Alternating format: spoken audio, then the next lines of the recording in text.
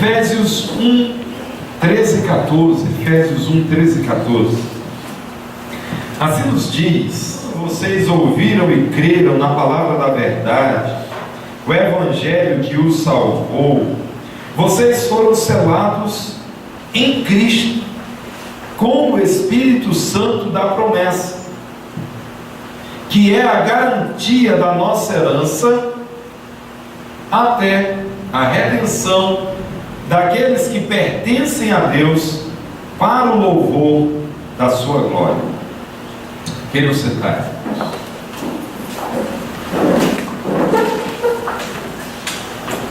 Temos nos últimos domingos falado acerca de gigantescas bênçãos que o nosso Deus tem dado ao seu povo. Nós meditamos de uma maneira um pouco mais ampla sobre o que é bênção. Percebemos um conceito de bênção meio que equivocado, parcial em nossos dias. Passamos então a meditar nessas bênçãos que Paulo tem nos dito aqui em Efésios. Ele alista essas bênçãos, e alistando ele nos diz que nós somos eleitos, que nós somos predestinados para que fizéssemos parte da família de Deus, para sermos adotados como filhos. Todas essas coisas segundo a graça, recebemos tudo gratuitamente, temos a redenção, o perdão dos pecados, recebemos a revelação do plano de Deus. Sabemos que esse plano inclui todas as coisas e que Deus graciosamente nos incluiu nesse plano. Nós já temos visto que Paulo insiste em dizer que Deus tem feito todas essas coisas para o louvor da sua glória. Mas nesses versos 13 e 14, temos ainda Paulo listando pelo menos mais duas dessas gigantescas bênçãos. E, irmãos, algo que é notável nesses versos é que nós podemos perceber dos versos 3 até o 6 a obra do Pai, ou aquilo que o Pai esteve fazendo. Veja bem, Paulo dá um destaque para aquilo que o Pai fez. A partir do verso 7 até o 12, a obra do Filho, a redenção, o resgate, o perdão dos pecados, a obra do Filho. E nos versos 13 e 14, a obra do Espírito Santo.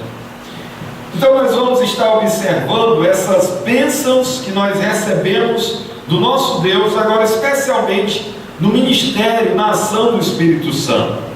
Em primeiro lugar, nós vamos entender nesse verso 13 que nós fomos selados com o Espírito Santo da promessa. Agora, antes disso, é muito interessante nós percebermos o que está aí no início do verso 13. Paulo diz assim: quando vocês ouviram e creram na palavra da verdade, o evangelho que os salvou, vocês foram selados em Cristo com o Espírito Santo da promessa. Então há um selo. Nós vamos já saber o que é esse selo, o que significava esse selo, e o Espírito Santo como selo, ou o selo como Espírito. Antes disso, é interessante que nós foquemos a mente no início desse verso 13: quando vocês ouviram e creram na palavra da verdade e o evangelho que os salvou. Irmãos, temos falado nesses dias de coisas tremendas. Em Efésios, nós sabemos que Paulo está falando de coisas que Deus desde a eternidade fez. Em Efésios nós sabemos que o nosso Deus está nos falando de coisas que Ele fez antes da criação do mundo. Isso é chamado de os seus eternos propósitos, os seus decretos. E Paulo então ele reflete mais do que simplesmente no nosso tempo, naquilo que nós podemos contemplar, naquilo que nós podemos ver. Nós estamos olhando especialmente na obra da redenção. É importante, irmãos, destacar essas coisas, Porque quando nós lemos certas partes da Escritura, nós pensamos que as coisas estão acontecendo nesse dado momento. Pregamos o Evangelho, uma pessoa recebe a Cristo, uma pessoa reconhece os seus pecados, confessa os seus pecados, entende que por si mesma não pode herdar o céu que o nosso Deus fala, que Ele tem prometido, e essa pessoa vem a Cristo, entrega a sua vida a Cristo. Nós pensamos que a salvação, que aquilo que pertence, que é pertinente à salvação, que as coisas estão acontecendo naquele dado momento, e nós achamos que essas coisas, a nossa pregação, a nossa atitude, o arrependimento da pessoa, uma atitude pública de fé, nós achamos que a salvação está se dando naquele dado momento. Mas quando nós olhamos essa e várias outras partes das Escrituras, nós temos uma compreensão maior. A salvação, então, ela não se dá, não apenas necessariamente, quando essas coisas acontecem. Paulo está falando, há um plano que foi arquitetado antes da fundação do mundo.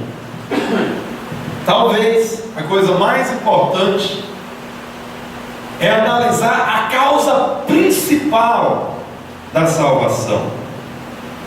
Quando há pessoas salvas, alguém que prega, alguém que escuta, arrependimento, a fé, a mudança de vida, conversão, salvação. Agora, qual é a causa fundamental? Quem realmente gerou essa salvação? Corremos o risco, e há uma interpretação errada no meio cristão, que é de nós, é o homem. Foi eu que criei, foi eu quem ouvi, sou eu que tenho o livre-arbítrio, sou eu que faço a escolha. Chegamos a conceber que essa é a causa principal. Olha, Jesus, ele já fez a parte dele, agora você faça a sua. E quando o pecador faz a dele, chegamos a pensar que a causa principal foi que o pecador entendeu, se arrependeu e creu.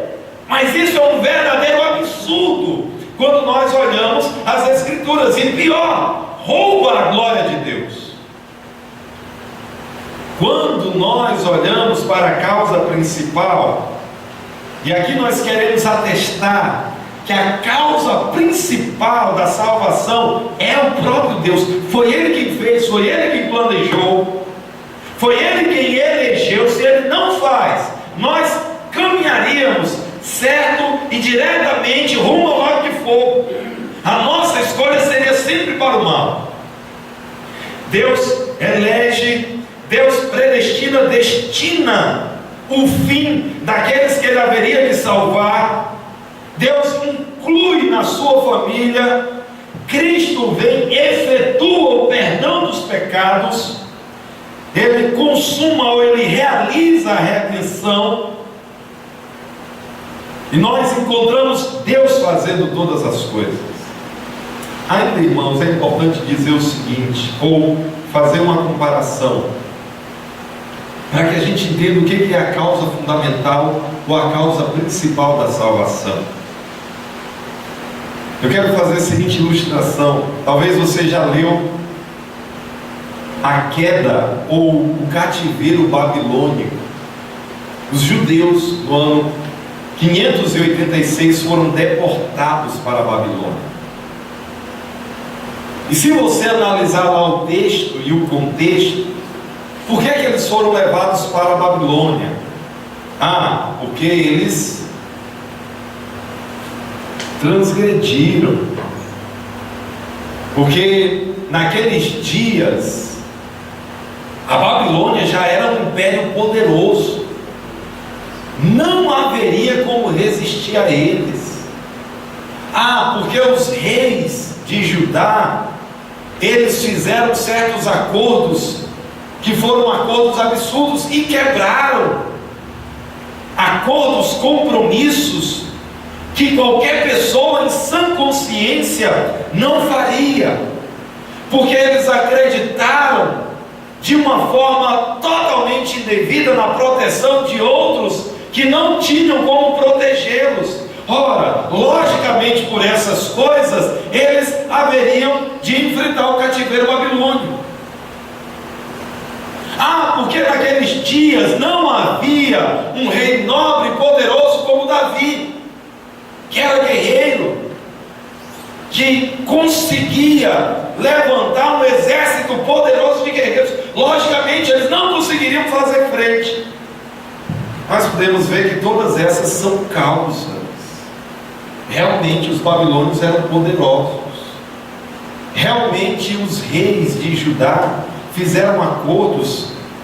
Qualquer pessoa que diz, quebraram acordos que não poderiam ter quebrado, compromissos. Era um reino frágil, um exército pequeno, um poder militar nada comparado aos babilônios ou mesmo outras nações. Mas, irmãos, a causa principal foi que Deus retirou o seu favor deles. Você vai notar, quando você lê a história, que o Senhor os enviou para a Babilônia.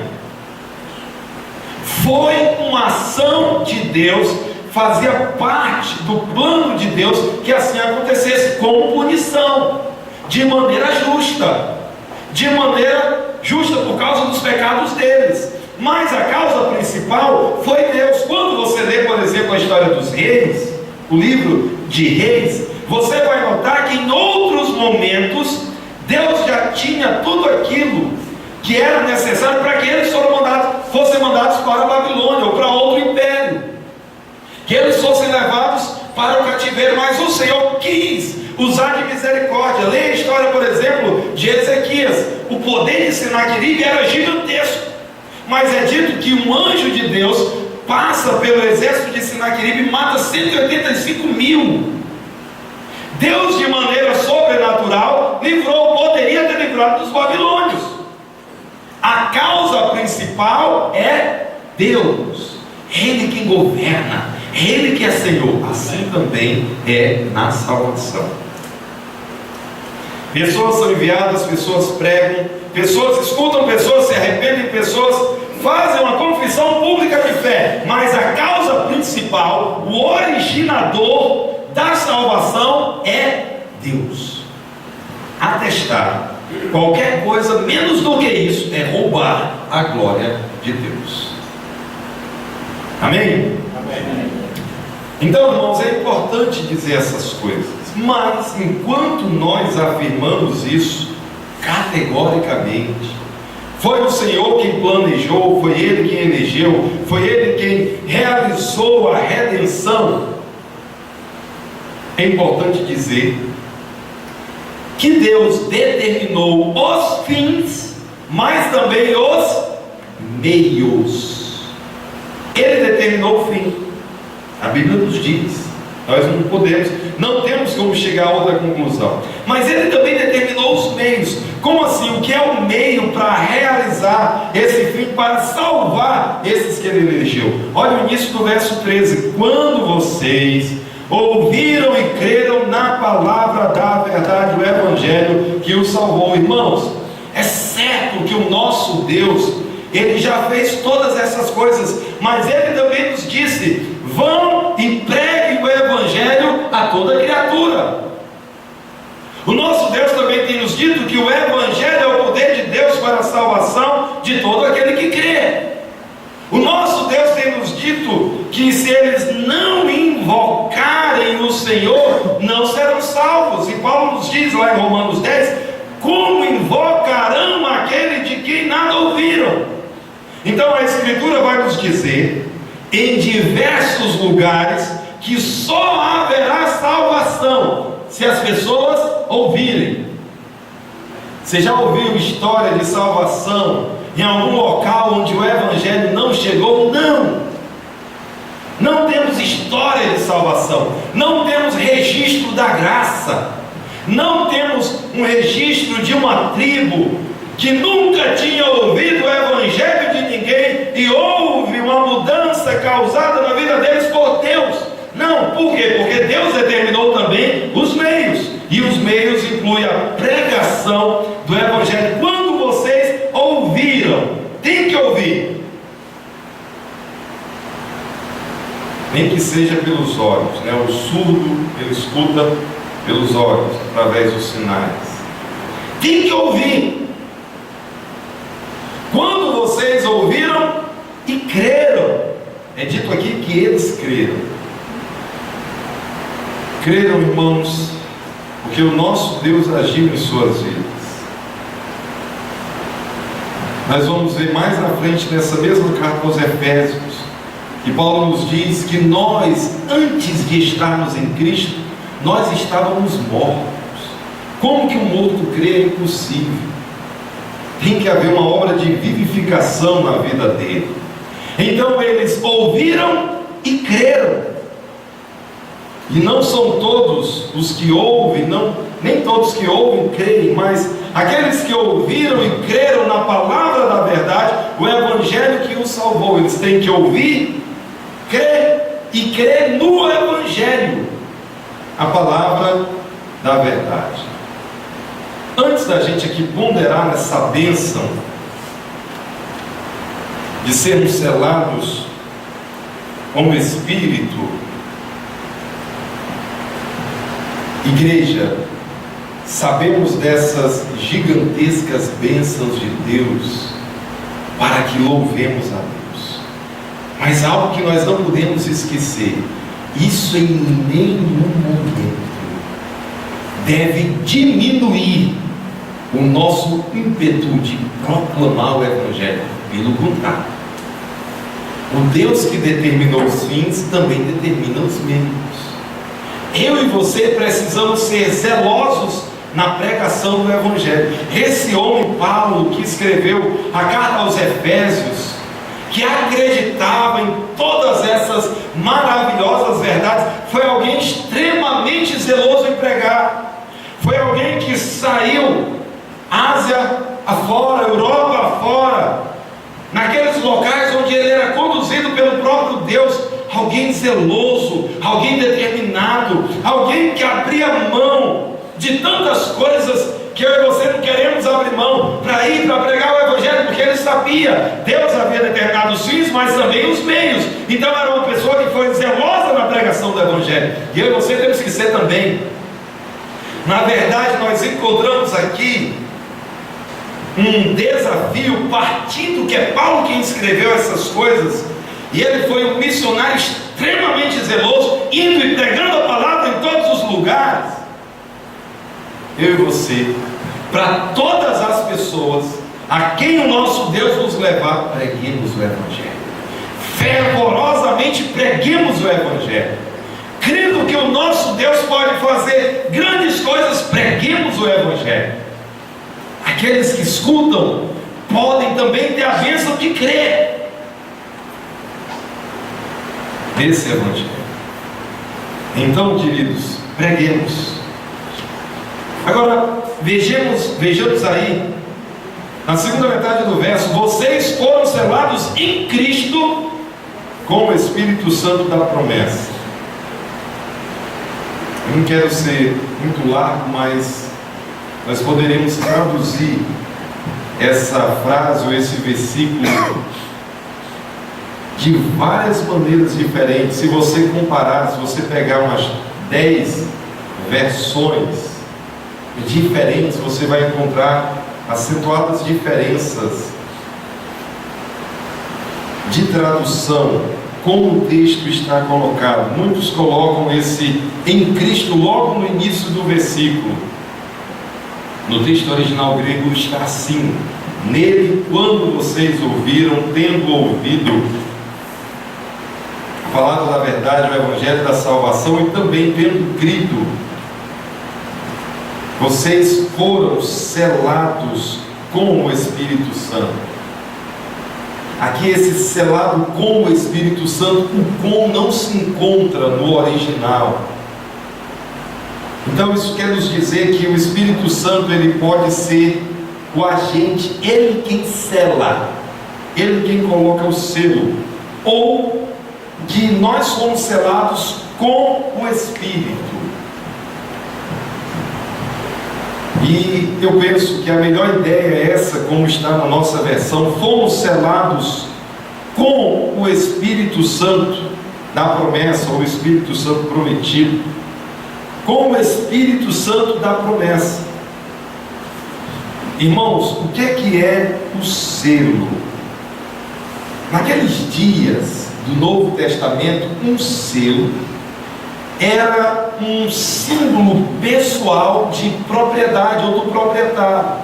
Em alguma medida, quando nós vamos hoje no correio e nós enviamos uma correspondência, são colocados lá o selo, a pessoa que enviou, o destinatário, e o selo é uma espécie de garantia que a coisa foi devidamente feita, está sendo enviada de forma devida. Tinha mais ou menos essa ideia também nos dias do Novo Testamento.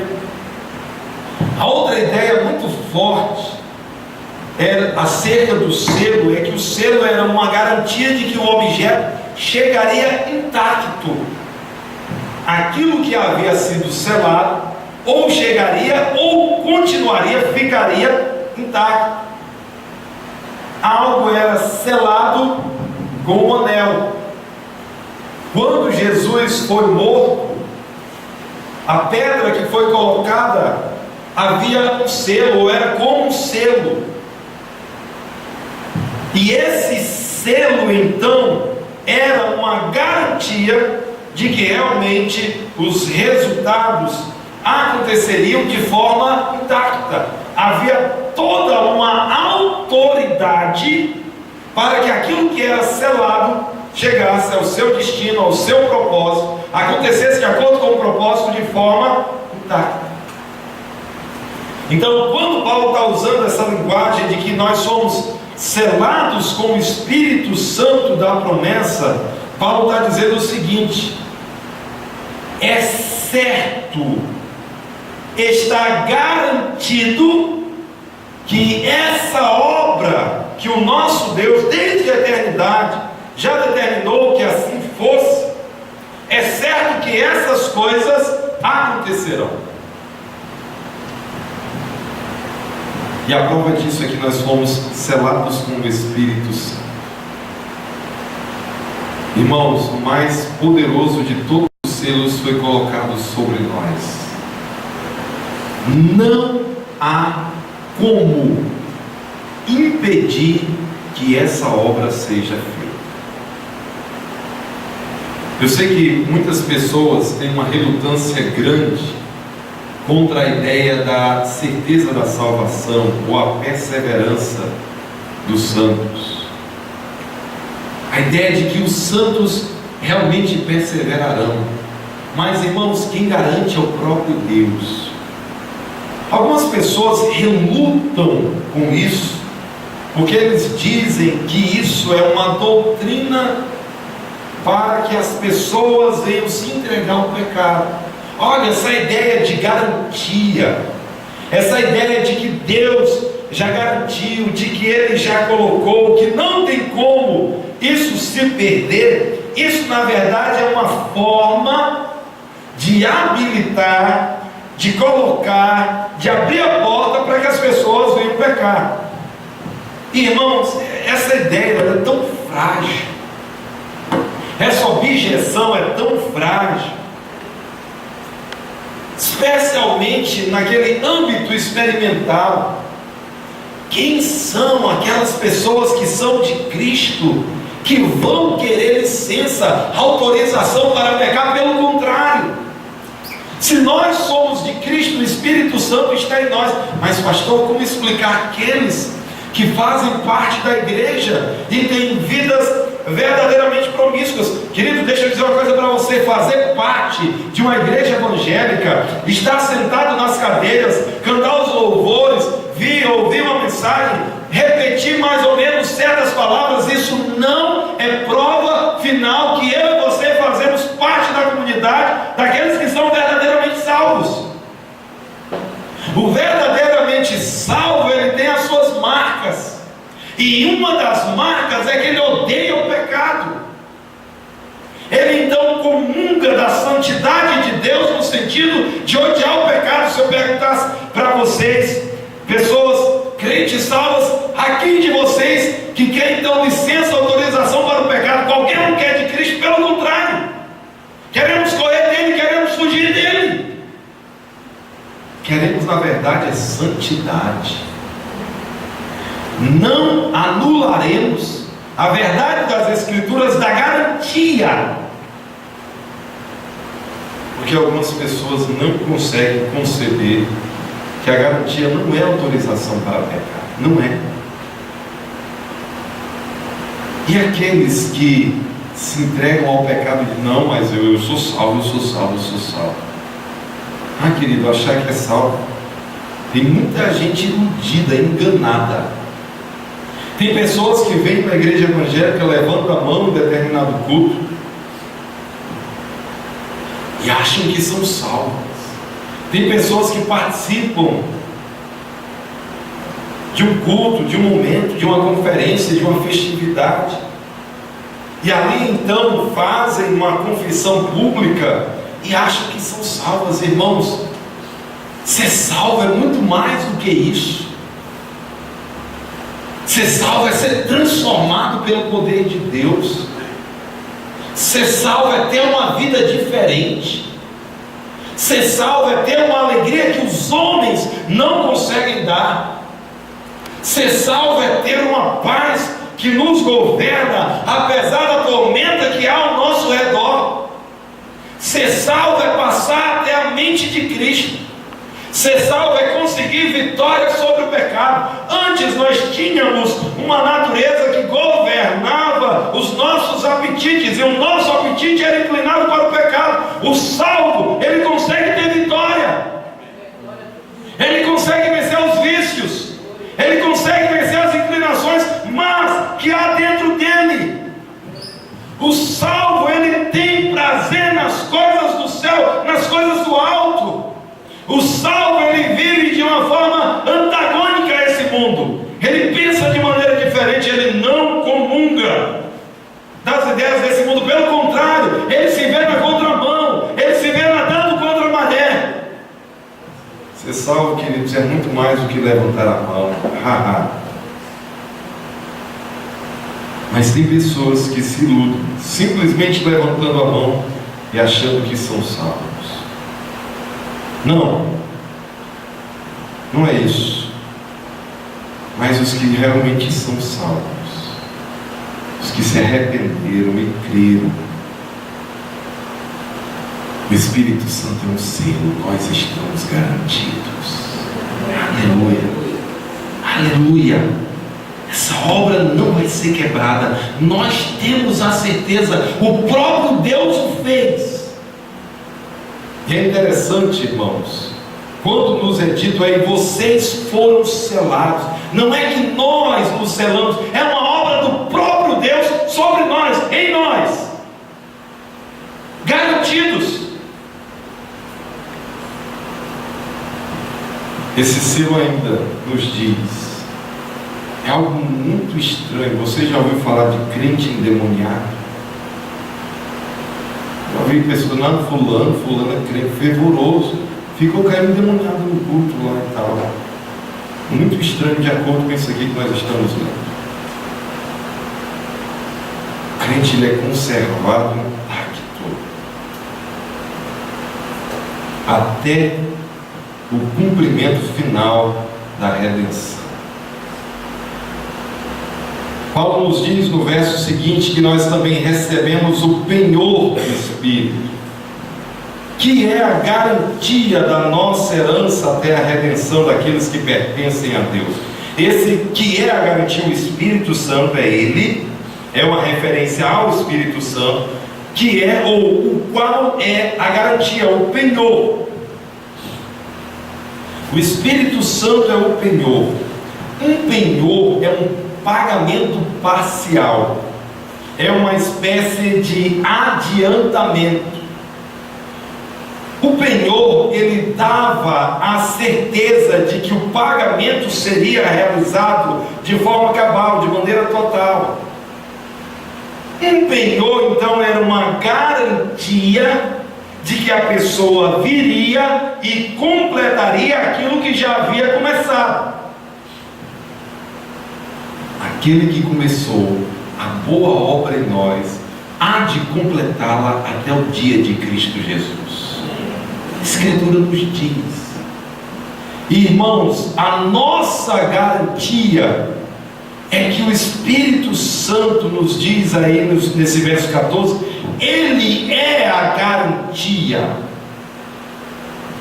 Não haverá, não tem como aqueles que estão em Cristo, não haverá, como nos diz lá em João 10, é impossível ser tirado desse rumo. Pode até ser que façamos escolhas indevidas. Aqui em Efésios 4 nos fala de entristecer o espírito.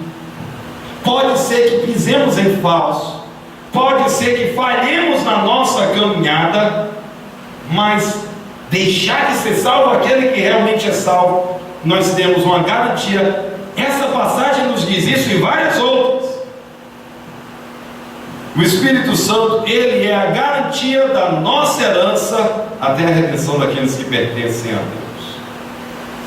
O crente, irmãos, ele tem uma herança. Uma herança é algo que vai ser recebido. Certas coisas nós já recebemos, já nos foi introduzido, mas uma herança, e aí o texto nos diz que ele é a garantia da nossa herança até a redenção, algo que ainda vai se concretizar de maneira mais ampla. Essa herança, essas bênçãos espirituais que nós ainda receberemos na sua plenitude, nós já temos a garantia disso.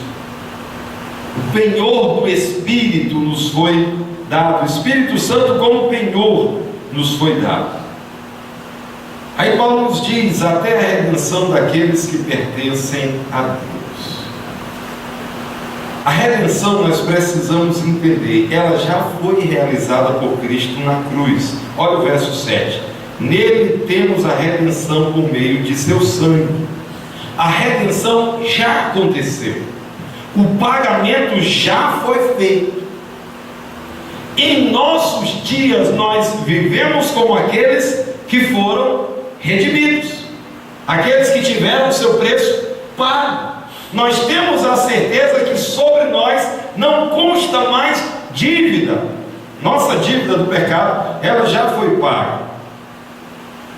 Nós estamos provando essa realidade pertencente à redenção, ou seja, nós vamos viver com o Senhor para sempre. Certas bênçãos futuras, quando nós usamos essa expressão Pai Celestial, uma alegria sobrenatural, isso diz respeito, irmãos, a bênçãos que nós gozaremos na eternidade, mas que já nos foram antecipadas no presente, mesmo nesse nosso contexto de imperfeição. Nós já provamos, é como um passarinho que bica a fruta. Nós desfrutaremos da fruta de maneira completa na eternidade, mas já nos foi antecipado. Já temos esse gozo celestial, essa paz que vai além do entendimento. Essas coisas já nos foram dadas. Agora nos diz o texto que o Espírito, ele é a garantia da nossa herança até a redenção daqueles que pertencem a Deus, até que Deus ele resgate de forma cabal, completa a sua propriedade. Essa redenção será completamente realizada, cumprida em nós, em nosso encontro com o Senhor. Tudo resolvido, completamente redimidos.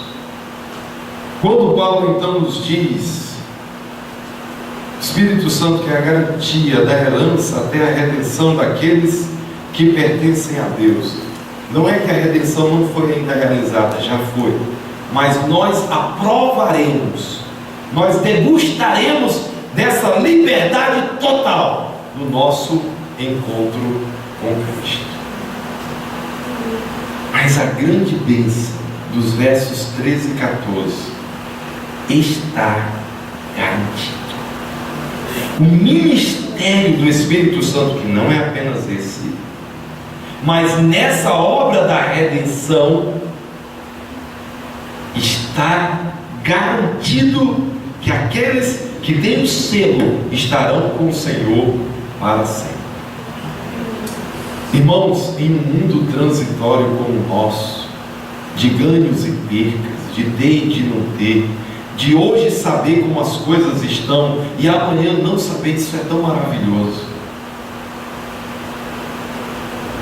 Nós sabemos que os nossos filhos estão indo bem para a escola, desejamos que volte, mas nós não temos uma certeza total.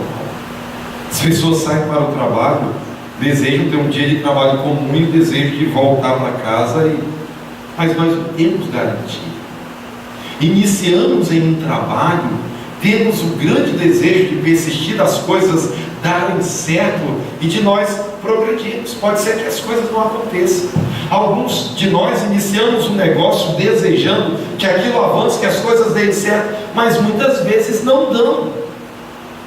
Entramos em relacionamentos tendo o desejo que essas coisas se consumem da melhor maneira, da maneira como nós mais ansiamos, mas pode ser que isso não aconteça. Fazemos alguns investimentos que não dão em nada, alimentamos certas perspectivas que nunca se cumprem. Mas aquele que entrega a sua vida para Cristo,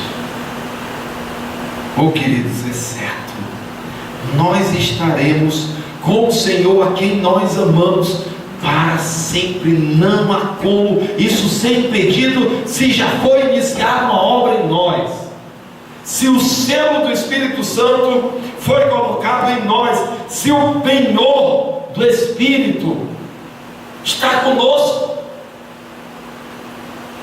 é certo que nós estaremos com o Senhor para sempre. Nós queremos ter garantias. Você sabia que seguro vende muito? Vende muito. Nos Estados Unidos, mais do que aqui, lá eles têm seguro para tudo, tudo que você imaginar. Tem seguro. Por que eles fazem tanto seguro? Por que eles mexem tanto com seguro? Porque eles querem ter a certeza que não vai vir um tornado e arrebentar com a casa deles, o ladrão roubar o carro, isso aqui vai acontecer. Eles querem ter garantias. O ser humano gosta de garantia. A mais sublime de todas as garantias o cristão tem: a certeza que estará com o seu Deus para sempre. Irmãos, consolemos nossas mentes e corações com essa certeza. Agora, logicamente, se em algum tempo quisermos achar que isso é uma porta para o pecado, já tenho a certeza, eu posso me aventurar no erro. Muito provavelmente você não conhece a Cristo. Muito provavelmente você não provou dele mesmo. Muito provavelmente não aconteceu o novo nascimento. É apenas o fato de você estar dentro da igreja evangélica, de levantar a mão, de cantar, de repetir palavras disso ou daquilo, mas a verdadeira salvação provavelmente não aconteceu. Se nós alimentamos a ideia de flertar com o pecado, se há um desejo, se damos vazão, se procuramos essas coisas, se há algum prazer em nós nisso, muito provavelmente isso é uma evidência de que você não provou de Cristo de verdade e que precisa provar de uma verdadeira conversão. Convertido, ele não tem prazer no pecado, pelo contrário, ele quer andar com o seu Deus insistentemente. Agora, irmãos, a última frase: para o louvor da sua glória. Deixa eu dizer uma coisa para você. Deus poderia ter olhado o estado deplorável do homem desde a eternidade. Já era certo que o homem pecaria, que o homem escolheria pecar. Deus decretou permitir o pecado. já era certo que o homem pecaria, Deus poderia ter olhado e ter dito: olha só, que estado deplorável, como o pecado gera coisas terríveis. Eles estão em uma angústia tão grande por causa do pecado, mas eu quero livrá-los dessa angústia, e por causa dessa grande angústia deles, e porque eu quero transformá-los, eu vou providenciar a salvação. Será que isso seria uma boa razão para que Deus quisesse providenciar a salvação? Seria. Lógico. Você vê alguém sofrendo, padecendo, e querer providenciar algo para essa pessoa é um motivo bom, mas as Escrituras nos apresentam um motivo mais nobre. Deus fez isso para o louvor da sua glória. Não foi simplesmente porque Ele se compadeceu de pessoas que estavam mortas nos seus delitos e pecados. Havia algo maior, o louvor da glória de Deus. Irmãos, todas as coisas existem para o louvor da glória de Deus. Amém. Deixa eu dizer algumas poucas coisas sobre isso. É próprio que seja assim. Como assim? Quando nós, eu e você, fazemos alguma coisa para o louvor da nossa glória, isso é egoísmo da nossa parte. Isso é um propósito errado da nossa parte. Eu quero construir um certo prédio. Para quê? Para que o meu nome seja louvado. Seria esse um propósito bom? Fazer uma construção, fazer uma boa ação, ajudar o necessitado. Eu vou fazer isso para quê? Para que o meu nome seja reconhecido, exaltado. Se eu e você fizéssemos isso seria um motivo nobre? Lógico que não. Egoísmo. Uma atitude errada da nossa parte, mas não em Deus. Se Deus quisesse fazer qualquer coisa para o louvor da glória de outra pessoa, isso mostraria que a outra pessoa seria a pessoa mais importante para quem Deus estaria fazendo todas as coisas.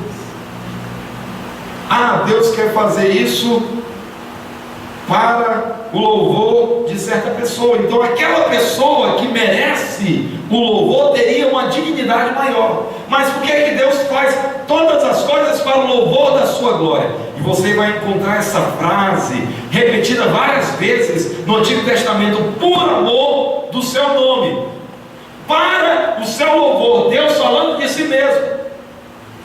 Irmãos, Deus faz todas as coisas para o louvor da sua glória, porque Ele é a pessoa mais magnífica desse universo. E se Ele fizesse alguma coisa que não fosse para o louvor da sua glória, isso seria idolatria, porque outra pessoa que não é Deus estaria recebendo louvor, e apenas Deus é digno desse louvor. Logo, Deus só pode fazer todas as coisas para o louvor da sua glória. Eu quero fazer duas considerações aqui. A nossa pecaminosidade, minha e sua, é tão grande que facilmente queremos fazer as coisas para o louvor da nossa glória. Facilmente queremos ser interpretados como as pessoas inteligentes, queremos ser interpretados como as pessoas agradáveis, queremos ser interpretados como as pessoas que fazem a diferença, queremos que os outros olhem para nós e tenham palavras de reconhecimento, queremos que os holofotes apontem para nós, queremos que as pessoas reconheçam a nobreza das nossas ideias, das nossas atitudes, daquilo que nós fazemos ou daquilo que nós deixamos de fazer, porque em nós há algo que clama por louvor, mas é isso que a Bíblia chama de vanglória. Todas as vezes, irmãos, em que nós fizemos algo e não deixemos de fazer aquilo que eu e você temos que fazer.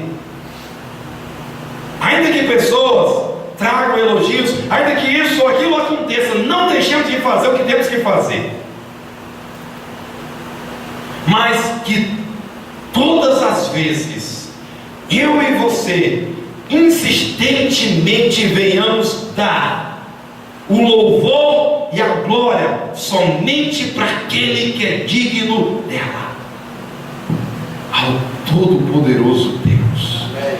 Todas as coisas para a glória de Deus, todas as coisas para o louvor da glória de Deus, para que Ele seja louvado, para que Ele seja exaltado. Olha, pessoas são ativas, estão evangelizando, pessoas chegando aos pés de Cristo, famílias sendo transformadas, bairros sendo transformados, cidades sendo transformadas, países sendo transformados pelo poder do Evangelho. Evangelistas, pessoas que amam a Deus, que amam pessoas que estão pregando. Mas por que todas essas coisas têm acontecido? Para que Deus seja louvado, para que o nosso Deus seja exaltado. Pessoas fazem boas ações, pessoas ajudam os pobres, pessoas se compadecem daqueles que têm maiores necessidades ou menos oportunidades. Pessoas têm atitudes diretas, objetivas, que estão mudando a história e a condição de certas pessoas. Fazemos, ou outros fazem essas coisas, mas é Deus quem deve receber o louvor. Irmãos, há em nós um desejo para a nossa carne, e às vezes de maneira imprópria apontamos para pessoas, ou pelo menos de maneira desproporcional. Todas as vezes quando nós encontrarmos coisas diferentes acontecendo, quando nós encontrarmos manifestações da graça, que sejamos insistentes em dar toda a honra, glória e louvor para o nosso Deus.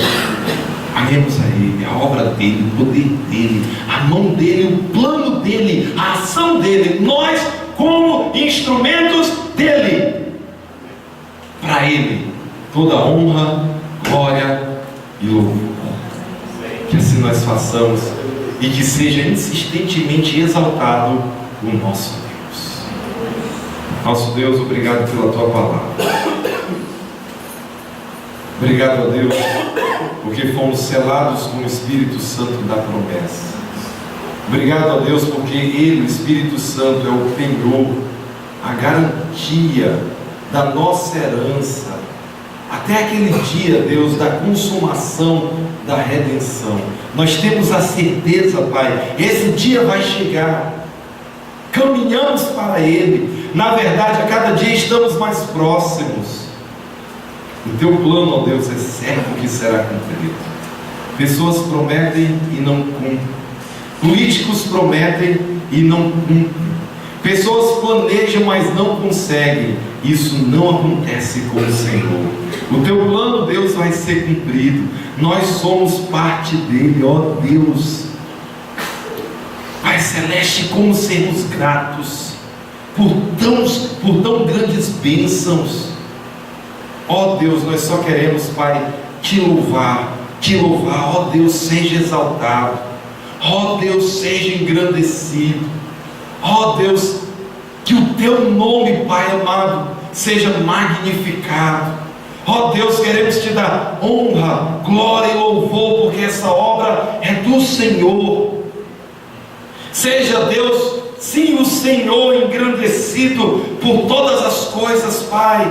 A obra é Tua, foi o Senhor quem planejou, ó Deus, Cristo Jesus executou, o Espírito Santo, ó Deus, hoje habita em nós, somos selados, há uma garantia, Deus, temos a certeza, estaremos com o Senhor por toda a eternidade, porque o Senhor fez, tem feito e consumará essa obra, ó Deus, honra, glória e louvor ao nome do Senhor para sempre. Ó Deus, seja exaltado o Senhor para sempre, para sempre, para sempre. Pai Celeste, Te damos muitas graças, Deus, a Tua palavra. que nos revela, Deus, tão sublimes bênçãos. Queremos te louvar, queremos implorar do Senhor a cada dia, Deus, luz para compreender a tua palavra. E Pai amado, a grande bênção de andar a cada dia exaltando o teu santo nome. Ó Deus, tudo é, como nos diz tua palavra, para o louvor da tua glória. Te damos graças e suplicamos essas coisas em nome de Jesus, a quem nós muito amamos. Amém.